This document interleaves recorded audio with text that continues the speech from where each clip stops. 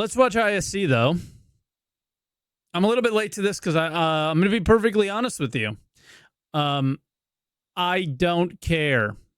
So this is about performance capture in a game that has done almost none of it for us in the last little bit. And the main bit of feedback was that they aren't doing it. So, or that they haven't been doing it and that they want to.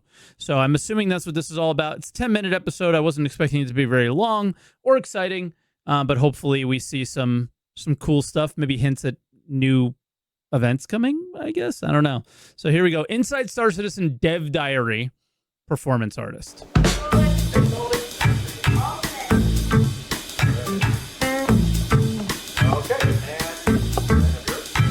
Ran into some Frontier fighters last week. Bunch of douchebags tried to explain why I was helping the cause. Oh. That's me. Okay, sorry. I should read it first. You're probably wondering what I'm doing here. I mean... Are we doing the How I Met Your Mother right now, Jared? I think we are.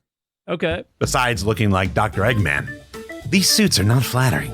Anyway, as part of our content-driven initiative this year, we're adding a few more tools to our in-game storytelling, because reading endless datapads is really kind of lame. And because I work cheap and say yes to a lot of things, I'll be playing a new role inside the Persistent universe. It's not because you work cheap and because you say yes to a lot of things. It's because you want to be in the game, right? And you deserve to be in the game. And this is awesome. And I like hearing his voice in the game. I wish I didn't hear it all the time at every outpost I went to, but I do like this. This is Dev Diary, performance artist.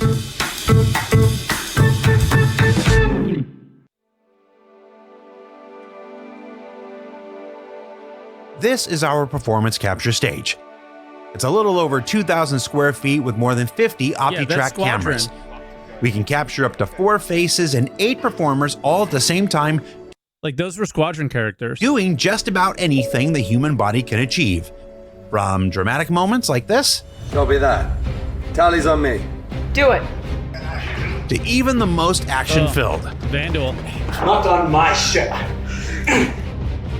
I've entered the station. It's one of the biggest, quietest, and most technologically advanced performance capture stages of its kind in all of Europe. Bit of bad luck, that. And buying spaceships funded this, but not Star Citizen. Good job, everyone. Not to worry, though. And it's located right across the way from our Manchester office in the old Granada Studios.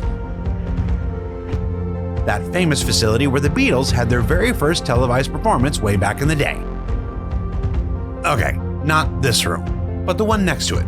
It's close. Still, that's cool. In addition to the big fancy stage, there are backstage areas as well, including our face scanning room where performers are tortured for about an hour into contorting their faces into every shape you can imagine, and a few you wish you hadn't.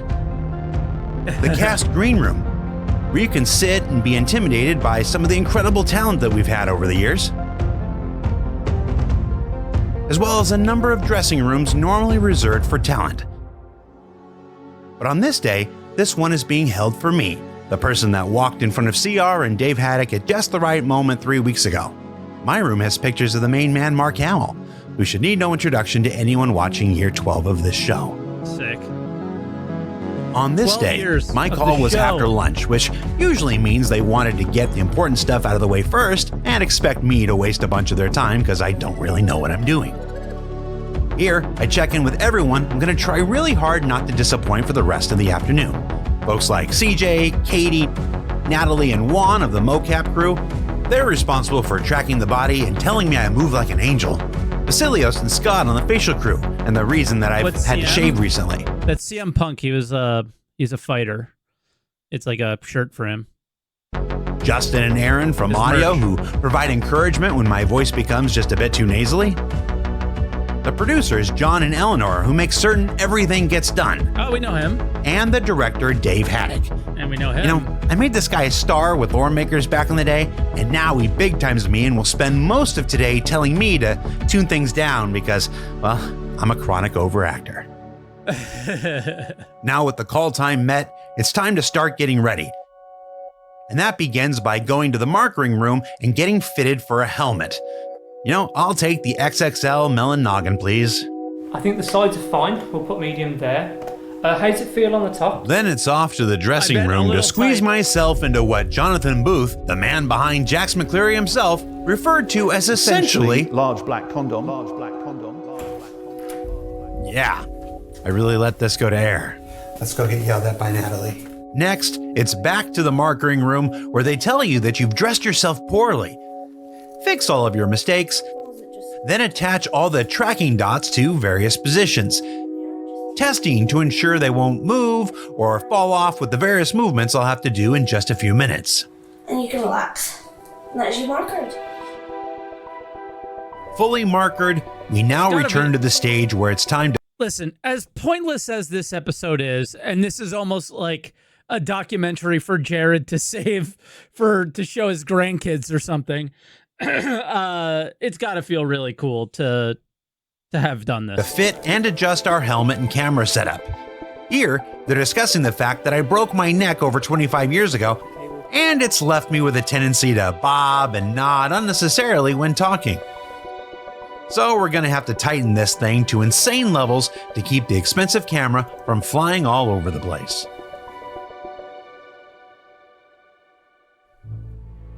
Now, it's time to do the range of motion checks, in which I get to demonstrate my utter lack of flexibility and complete inability to tell my left from my right in front of everyone to see. It's an important step in humbling the chosen performer before they get to all that acting stuff in just a few minutes. I would later learn that it's also necessary for technical calibration or whatever. They tried to explain it to me, but in this moment, I was completely convinced that this was a shame-based hazing ritual and plotting my revenge on everyone in attendance. Finally, it's time to get a bunch of dots put on my face, which I'm absolutely certain in this moment I will forget to wash off my face before returning to my desk later today.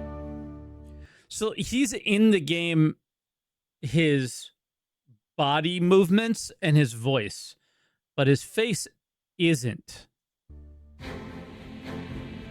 Now that I've been fully prepped for work, it's time to set up the scene. In today's shoot, I'll be playing an SSN Newsflash anchor named James Harriman. This is James Harriman with an SSN Newsflash. The brief I was given is that 900 years in the future, these are low attention span vignettes of under a minute that are hosted by a news pro that does not get excitable or include his personal opinions in his reading of the facts. Basically, short and with as little of himself as possible. Can you handle that one, Jared? I have no idea why they came to me for this. Yeah, exactly. And it's possible I'm being punked right now. But I'm gonna try really hard not to let anyone down. Shocking news out of the Stanton system with the recent attacks by frontier fighters on the Invictus celebrations. And in addition to news about the ongoing threat of the frontier fighter. Interesting. We got none of that in the game anywhere, did we? Or is that a spoiler? We're going to listen to it again. So did they attack the Stanton system again? Hard not to let anyone down. Oh, he said Invictus. Shocking news out of the Stanton system with the recent attacks by frontier fighters on the Invictus celebrations. And in addition to news about the ongoing threat of the frontier fighters, I'm also doing reports about a new threat to all human life in the verse that begins to rear its head in the upcoming Alpha 4.1 with the start of this year's B story, concerning a suspected failure of regen technologies, which we'll learn more about in just a couple of weeks. Okay. The UEE Senate has put out a call for resources to help fund the scientific research needed to overcome the regen crisis. And while I'm here, they've also asked me to do some minor, mocap-only business for a Squadron 42 newscaster, shuffling some data pads around with my hands. Nice. That's Adam. Adam is here asking me if I've ever used my hands to move things before. Not really, Adam. I'm very, very good at all of this. Then lastly, I'm doing a few more pickups for random NPCs you'll find in the Stanton and Pyro systems related to these ongoing narratives. Are you sure I can't do an imprint today? I have a really important memory I just made and I don't want to lose it. Would you believe I used to be the darling of the community theater scene? Getting a little tired of these frontier fighters. I would have been on their side if they didn't go and start attacking innocent people to prove their point. Now, they're just another bunch of assholes. Ultimately, these newscasts and NPC encounters are just some of the ways we're working to improve the storytelling of our persistent universe, including a real actor bringing another brand new character to the verse. But you'll meet him and his species soon enough. I think we did already, but since it's on PTU, we won't say And all anything. of this is just one small aspect of the work being done to improve our sense of character and narrative storytelling in the persistent universe. And like the ongoing bug fixes, stability improvements, and overall quality of life changes being made by our fantastic programmers and engineers right now, these updates will roll out in releases throughout the remainder of this year. Okay. So for Inside Star Citizen, I'm Jared Huckabee. Thanks for letting us share the people and process of game development with you. And we'll see you all here in 2 weeks with a look at the upcoming Alpha 4.1. I wonder what next week will be, if anything. So that was cool. That was cool. It's got to feel amazing for him. And I think now, given that he's the newscaster, that's like immortal now, right? And then so long as he stays there, he can keep doing pickup type of stuff and continue to add to the news of the galaxy that we're playing in or whatever. It's kind of cool. Yeah, pointless from we play the game perspective, but also kind of cool at the same time. So good episode, I guess, and 2 more weeks, and we'll hear about what we already know if you play the PTU at all. So probably not an episode for us in a couple weeks either, but hopefully we get a good SCL where next week where we sit down and talk about the horrible decision to go with the Tier 0 implementation the way that they have of item recovery. That's what I hope we talk about. I hope we get an opportunity to voice our opinions or hear how they respond to our voiced opinions, because I think that's why people are feeling like this is pointless, is that there are a lot of really impactful things going on in the game right now, and they're largely being ignored by the devs and stuff. I don't even know if we're gonna have that one. I don't know if they really want to face the music on that, because it's given that they haven't done any updates to it throughout these PTU cycles so far, tells me that this is probably what they're gonna go with, and not happy about it. Just saying. Not happy about it. And we'll leave it at that. All right, guys. I'll catch you later. But sorry for the way I'm talking too. I had mouth surgery yesterday, so I got stitches all up in there, a little swollen, and it's kind of hard. My tongue feels weird. So hopefully I didn't talk too poorly, but that's where I'll leave you guys. So thanks for watching, and catch you in the next one.